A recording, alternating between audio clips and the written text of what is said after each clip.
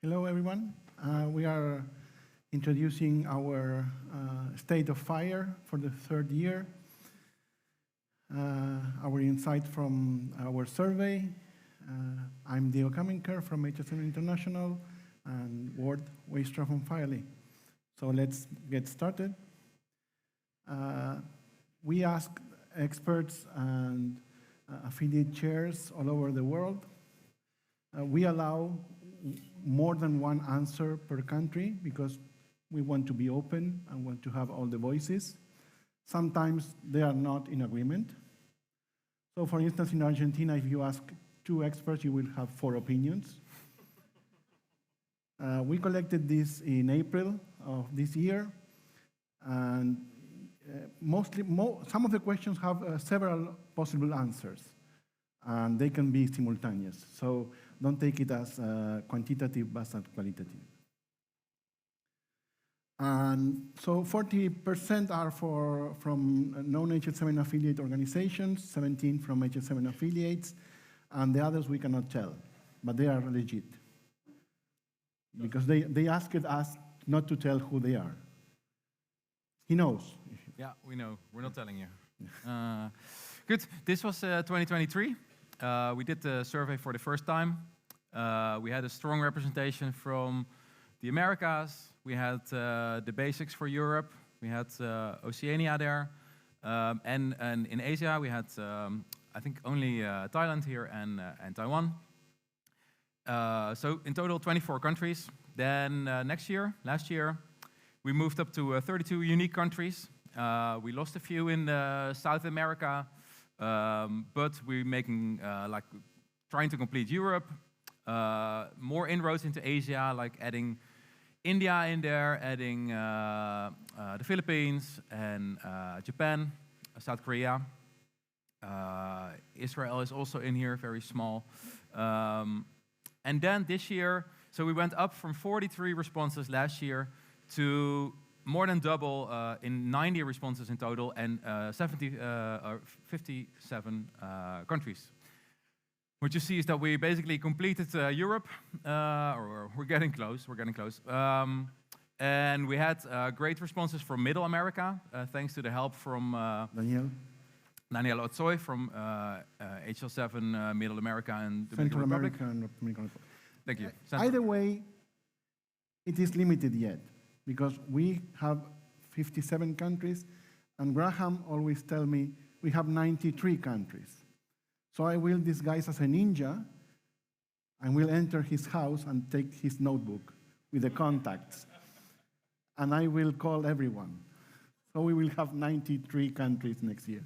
Yeah, that 93 countries next year. But we're very happy with the increase. Gulf countries also more represented now.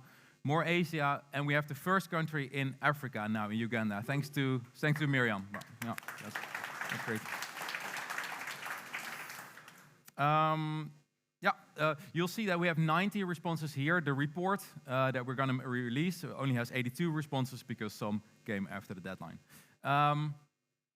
This is a complicated graph that I like a lot, where you see on the y-axis how much is the country using FHIR right now. So on the bottom row, low usage of FHIR, top row, high usage of FHIR. And then on the x-axis is how do you expect this to change in the coming year. So do you expect it to decrease on the left or to increase on the right? So in 2023, we saw that most people were middle usage, but expecting it to go up. And then in 2024, we saw a wider spread because we're adding more countries all the time, but still that focus is on the middle countries going up, but we also have the first countries there on the really high and also expecting a strong growth. And then in 2025, you see a lot more countries, a lot bigger spread, but even more countries up and to the right, but also like low usage and growing. If you want to explain this to your grandmother, the more green in the top right is better. So we want to be everything in the top right being green. That's our goal if you want to see success in this graph. Yeah, so we have 71 countries reported at least, or 71% of respondents reported at least some of the use cases uses FHIR, which is 5% higher than we had last year. And 54% expect a strong increase, and that's up from like 40%. So that's a lot of optimism in the community. Let's dive into a few of these groups. So on the top quadrant, where Diego said we have to move, is this long list of countries, medium and high usage right now, and expecting it to rise. Who in the room here is from one of those countries? Yeah, yeah? Okay. Not everyone, but a good group. And then there are some other good groups, medium and stable. Of course, these are opinions, and it may also reflect how humble the respondent was, or realistic. Yeah, you see again a bunch of Europe in there, and then some countries from all over the world. In the bottom row here, low and rising, a lot of new countries that responded for the first time, like Bangladesh, Nepal, Philippines, we had them before, and a lot of Eastern Europe. And then low and stable, Costa Rica, we just said should probably be a bit higher. Should probably start to be in medium because they have just published their core IG and will start to implement. Yeah. This year, I think. Yeah, and then a lot of Asian countries. And then we only have one here on the bottom, Cook Islands. We read through their responses. Actually, they're so low they can't be falling, but they are increasing right now. They're looking. And they are trying to create a group among their islands and have some connection with Australia and New Zealand because most of their secondary care is in Australia or New Zealand. So something will happen there. We don't know yet what. Okay, moving on to the FHIR versions that are being used. So this is the list of FHIR versions that we asked. This year we did not forget to include R4B, which we did last year, like most people. That doesn't exist.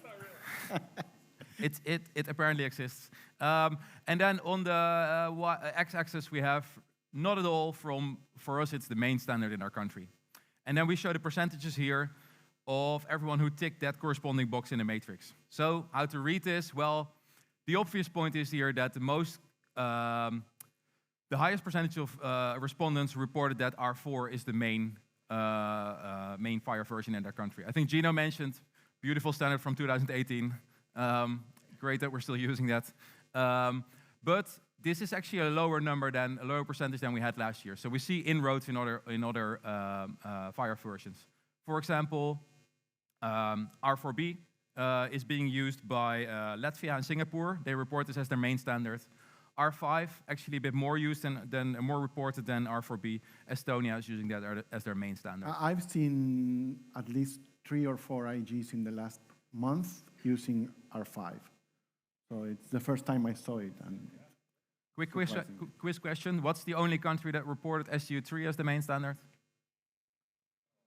Yeah, Alexander Henket, well done. Yeah, great. Good. The Netherlands, yes. Okay, about regulation and national standards, 78% reported regulation for electronic data exchange.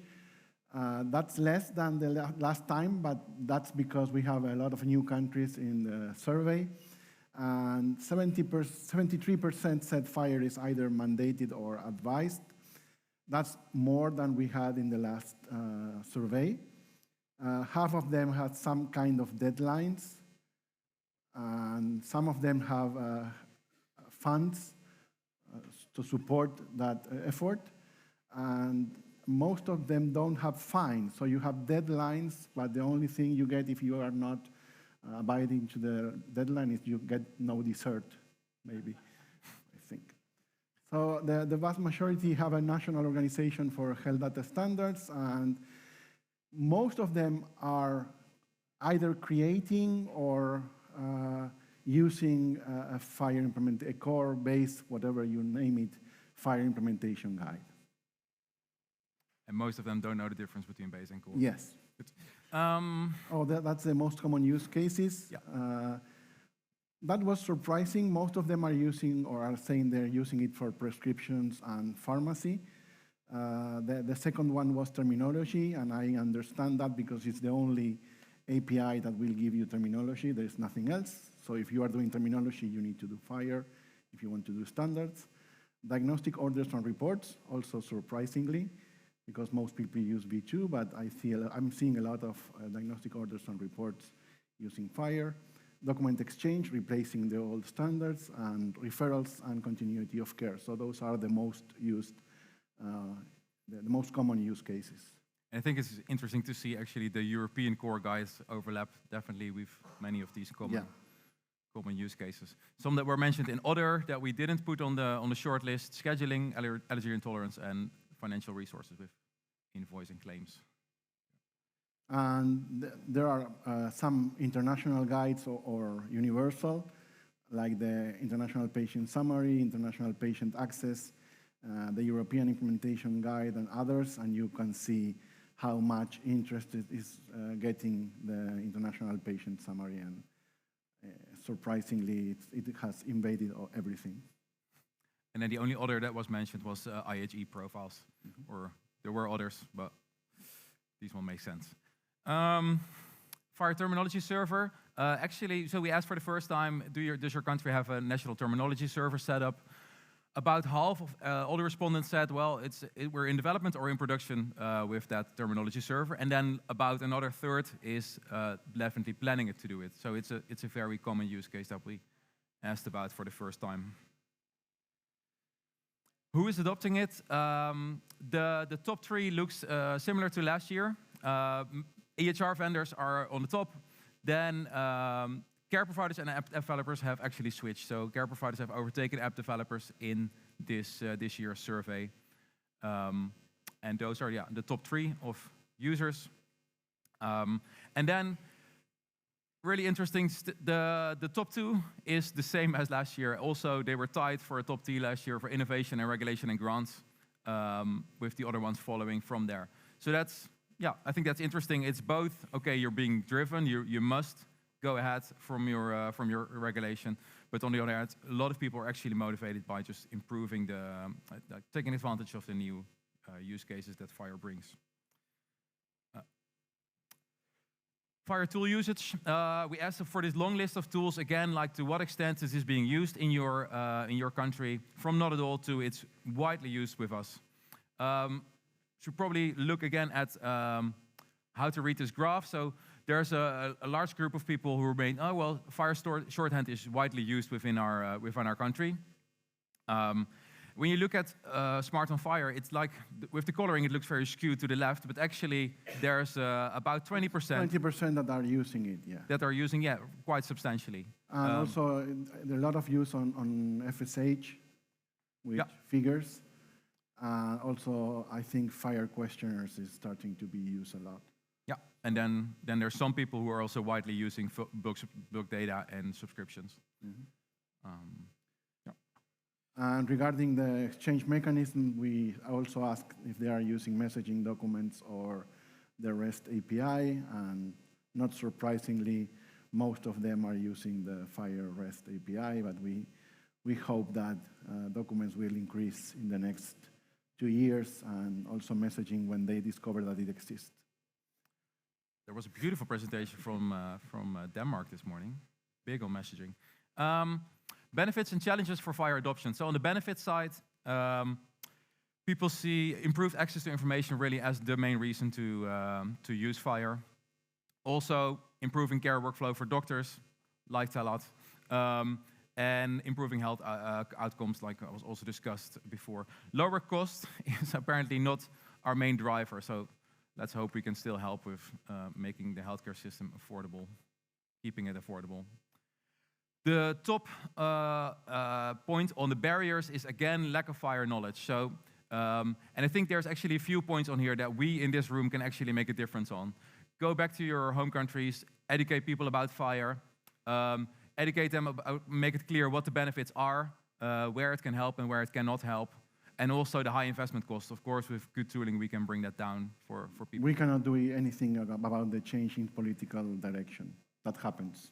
So there were some funny answers in the other category. Well, funny in air quotes. Corruption was mentioned as a challenge for adoption. And then some resistance to change, conservatism, and legacy software. Like a lot of sociological factors. Yes, and they really exist. About licensing, we find out that a lot of them are skewing a little to the right, which is proprietary software when implementing. I don't think we asked this before. No, this is a first-time question. This is the first time. On your suggestion, yeah, pretty split, but a bit biased toward proprietary. Dan, do you want to take this? Satisfaction on how they are doing on their implementation. Most of them are, they have the same expectation of what is happening, and some of them are a little behind, but they have achieved a lot, and you can read it because I don't have my glass. Oh, no, we're here. I'm old. We see some people have focused last year on delivering the basics, like building their national fire data model, establishing a national standards organization. We see pilot projects really on the top of achievements that they cite for last year. But there's also real expansion within the fire healthcare system here on the second row, and development of new standards and putting some new regulation in place. And then I think the final outcome, we asked them, to what extent do you agree with this statement? Like within the next 3 years, our country is really going to reap the benefits from all our investments in fire, including enhanced care, cost savings, etc. And we see that over 60% are very optimistic that this actually will bring the benefits to their country within the coming 3 years. So a lot of optimism again, also on the growing, but also on the return on investment. So I think that's a nice bridge also to tomorrow's implementer showcase. Am I saying it correct? Impact showcase. Okay. Yeah. And we will release publicly the report jointly. Yeah, we have a 100-page report that is dropping somewhere next week together with... It's nice for the weekend when you return home. Instead of TikTok, you can read the report. I recommend you to read it 3 times to understand. Follow HL7 International and FHIR on the socials, and you'll be the first to know. If you already want to get a little sneak peek that's more focused on a per country basis, you can go to Simplifier, go to the homepage, and click on your country of your choice, like the Philippines here. We made a nice AI-generated summary per country based on the answers that people have given, including links to all the standards that they've referred to and that you may want to check out. And I think, Diego, we get to the thank you part here. Yeah, we want to thank Daniel Otsoy from HL7 Central America and Dominican Republic, Alvin, who is a great help in the Asian Pacific countries, and is making our partner there very strong. The Pacific community, we're starting to get together, and Osama from the Gulf Cooperation Council, representing the countries in the Gulf area. Yeah, thanks to these HL7 international partners, we were able to reach way more people than we... Yeah, we are growing on our reach. Dan, who also has a very nice, Dan Breman is around here, who also has a lot of library with all the countries that have the regulations. We haven't yet analyzed that to get more information, but we will for the next one. To get to those 90 countries. Yeah, we will poke everything. And Pat and Andrea, thank them for making the report. Thank my team at FHIR for helping me with the questions and making the report out. And that's all we wanted to share. That's all we want to share, yes. Great. Thank you very much.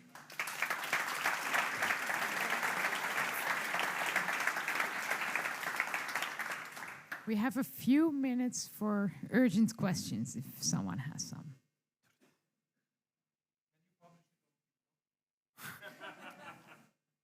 The question was if it can be published on TikTok.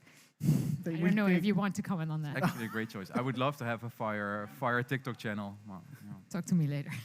Yeah, we'll work on that. Yeah. Anyone else? Diego, you said that we can't do anything about changes in political direction. I would claim that we can vote.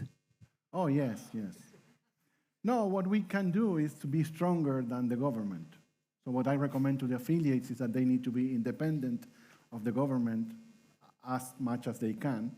But that will not change the actual policy. If the government wants to do exactly the opposite that the previous government, which is usual in some countries, including mine, you cannot force them to do anything. You can make sure that you put the continuity in place. Well, what we can do is educate not only the top politicians, but all the middle management. So if they are the same, they can still move forward. Sometimes that works, sometimes that doesn't work. Thank you all.